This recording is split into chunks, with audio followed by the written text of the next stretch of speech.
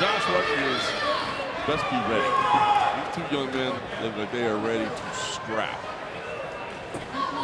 Esquilin went to the center. Pino met him there. Ready? They'll wait until the open bell. And yeah, sprinting out of his corner to get the action underway. No surprise to me, but hey, that's good game plan against a guy that's as composed as Christian. You've got to kind of get him off his game, disrupt his game plan a little bit, and starting at a fast pace is a good way to do that. Esquilin, as you mentioned, drives forward, wraps the body, and presses against the cage. Looks to pull him off, and to the takedown, bring it back to his corner as well. Look at this. I mean, Pino had him off the ground. All he would have had to do is step his hips in front, pop him, and he could have got the takedown. But Esquilin, even with his feet off the ground, still has good hips. There you see further example of that. Just as I said that, beautiful takedown. For Pino, I could say beautiful work there. Yeah, I like what Pino's doing right now. Driving Esquilin's weight forward. Even though Esquilin's hands aren't on the mat, you want to try to drive his weight forward to where his hands are on the mat and make him carry his weight. That's something you can expect from somebody training at MMA Masters alongside our friend Kobe Covington.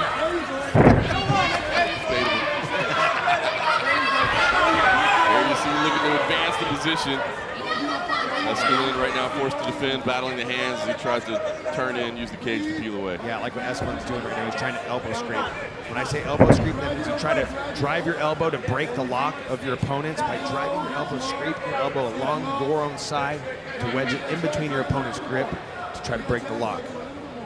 Was able to at least turn inside, even though he is in a bit of an odd seated position right now. Esquilin. Pino's almost looking for a knee bar right here. Look at the way his legs are figure forward. He's trying to drive his cup above the knee of Esquilin. That would have been a tricky little knee bar there. There's a cheeky little knee bar there. My coach, Walter Kaskow, he does that all the time. Shout out to Walter in that sneaky, cheeky little knee bar. Pino still working top position, drags Esquilin off the fence, back flat to the canvas. Esquilin no tying things up. And that's smart when your opponent's working a double butterfly guard with Esquilin. Try to work that body lock pass. Keep that body lock underneath them, keep the shoulder blades flat. You can start to backstep and try to weave your way through the butterfly guard, but weaved the wrong way and Esquilin got to a full guard.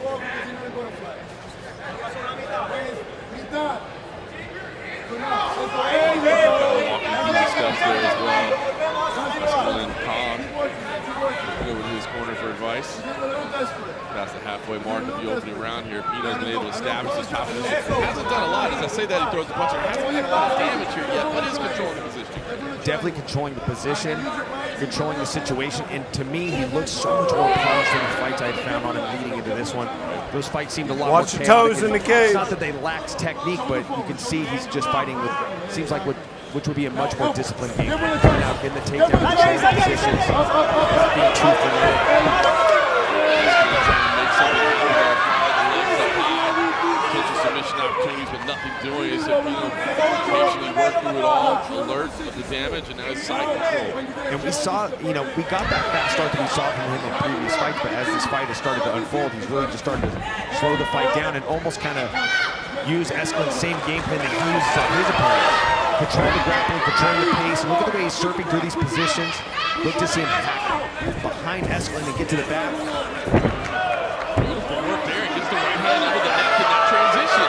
That was beautiful. Look at him at this choke. He's trying to go palm to palm. Get a good look at the neck there. Target's face down. It's belly down. This is a great position for him. He can opt to not go for the choke, and if he has, since he has Esquilin belly down, start to rain some punches here. Trap a wrist and start raining down some right hands. Absolutely. Under a minute to go there. Esquilin did a good job of keeping the chin tucked in a difficult spot, but you're right. Pino on top now had Esquilin flattened out. There's a big left hand, and look at this. Nice reversal from Esquilin late. That was really nice. Just a little hip heist. Shook him off, got on top.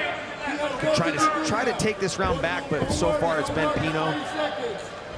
For Esquilin, it's just about resetting, getting to the second round, and just essentially starting a new fight. You've got 2 rounds to get the job done or less. Pino here from the top here. Let's see if we get anything going late. It's going to be really tough tough. Even though he's advanced, make it tough to steal this round back, and maybe if you can do a little damage here late, give something to think about.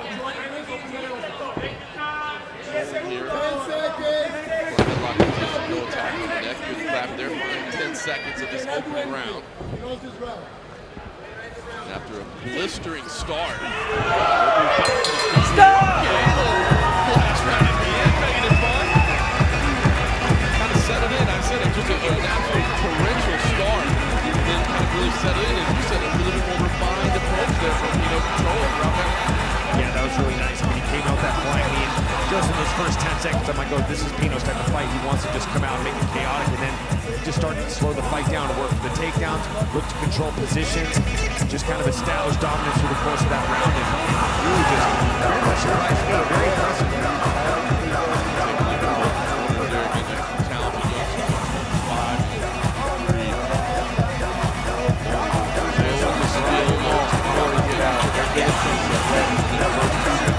Okay, hold the drive.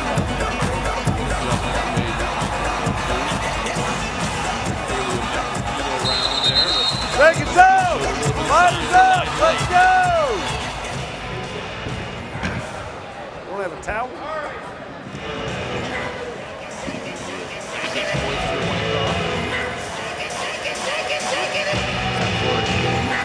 We'll get you. It will indeed. Second round action. 17-year desert resident in Las Vegas. The humidity down here. You can feel it. Warm Friday night here in Tampa. Pino wants nothing to do with the handshake. He's all business tonight.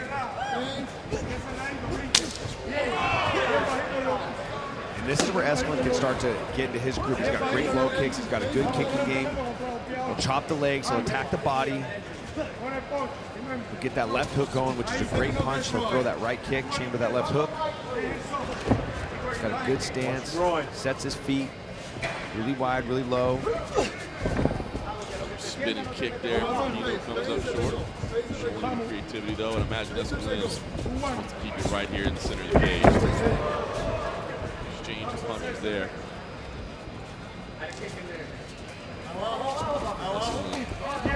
Patient here early. Yeah, definitely patient. I mean, this is a guy, like I said in his previous fights, chaotic fights, a lot of scrambles, a lot of position changes, which ultimately result in him getting finishes. But when you get to CFFC and you get to this fights aren't necessarily going to be like that. He showed good composure through that first round. He's getting invaluable cage time right now. And Esquilin's finding his way back into this fight. Yeah, I think respect being shown on both sides, right? Understanding it can't be just a blitz. It's got to be something that's set up. It's got to be tactical. You know, pushes forward there. Again, reaction this time from Esquilin. Good hits. Just got to watch out for that outside trip that we saw in round one. Gorgeous work there. Yeah, he's got good hips, man. He's got really good hips. The way he's able to defend that first takedown of Pino in the first round when he was lifted off the ground, feet in the air, he's able to maintain balance. And there's Pino with the inside trip, man. That's a thing of beauty, just a beautiful inside trip. One of my favorite takedowns in MMA. If you hit it right, it literally, you expend zero energy, you land in a good position, just a perfect takedown. Such a great technique. I think that inside push forward to the top. And in a good position where he's got Esquilin shelf, got his head shelf against the fence. See if he can start to pass the guard. And Esquilin's feet are on the ground. That's a good time to start passing. Michael, move it to the other side. Move it to the other side. Don't use that cage. Exactly. Here, Pino's corner right there. So just move to the other side. I saw that gesture with some elbows as well. I think they want to see maybe more damage. We talked about it in the opening round. Pino had a lot of control, but couldn't do a lot of damage. Past the halfway mark here, round number 2. We'll see if he tries to turn it up with strikes. All right, let's work. Yeah, Let's work. Let's work. Trap, and right knee is free to pin down that left leg of Esquilin. It's wide open. He needs to just staple that left leg of Esquilin down with his right shin, keep that far side wrist trap, and start banging right hands. See, he does get it loose. On command there, at least a couple. Of course, Esquilin is adjust, posture up a little bit. Pino just got to watch out for maybe that more sweep. Esquilin might be trying to set him up. If I'm Esquilin, I'm trying to get my left hook to the fence, start scraping my way up. It's a little tough angle there, but I like what he's trying to make happen and at least creates a scramble. He moves to the back. Esquilin getting on the hands. Don't worry about the body triangle. Let's get on the hands. Start to untie your feet. But Pino might have this. He's pulling the palm. This could be close, John. He's over the neck. He's able to back up. Pino gets a finish. He does. My goodness. Submission win for Michael Pino. Clinical work from the start. Control. Got to the position. Got the finish. Nice work for the 23-year-old facing the highly talented undefeated youngster. And Michael Pino delivered. Yeah, Pino delivered. And look, like I said, leading into this fight, this is not the fight that I expected from Pino. But once he came out, he saw shades of what I saw in my film study. The fast start, the flying knees, a little bit of the flash, but he really slowed the fight down with great wrestling, good takedowns from the clinch, good efficient takedowns, good positional dominance, and essentially forced Esquilin to concede position. When he was not able to hit proper escapes, he tried to resort to giving up his back, fighting the hands, and just standing up, which isn't always wrong. But let's take a look at this inside trip. Look at that. With his right leg, gets the inside trip, and this was the beginning of the end. He just kept Esquilin melted against the fence, and when Esquilin gave up his back to try to wrestle his way up to his feet, Pino capitalized, got the rear naked choke finish. Savvy performance, right? Like no wasted effort, no crazy risk being taken, just controlled. And again, I'll praise Michael Pino again. Was scheduled for a difficult fight before, it didn't materialize. Took another difficult fight, comes out here and delivers, and all of a sudden Michael Pino is a name that you need to be paying attention to. Absolutely. This is, like I said, with no risk comes no reward. So he took a big risk to fight another undefeated fighter, and he's going to reap the benefits of that moving forward here at CFFC. Fantastic. Taking it from man, Dr. David Sarner. Ladies and gentlemen, this bout was stopped at 3 minutes and 51 seconds in the second round. Winner by rear naked choke, out of the blue corner, Michael Pino! Beautiful work. Michael Chiesa, we said that, look, man, there's probably going to be some finishes on deck tonight. Michael Pino, man, facing a tough opponent, went out there and leaving a little moisture on the camera screen there, but you know, still delivered with a beautiful finish. We'll ask you to wipe that down in a second.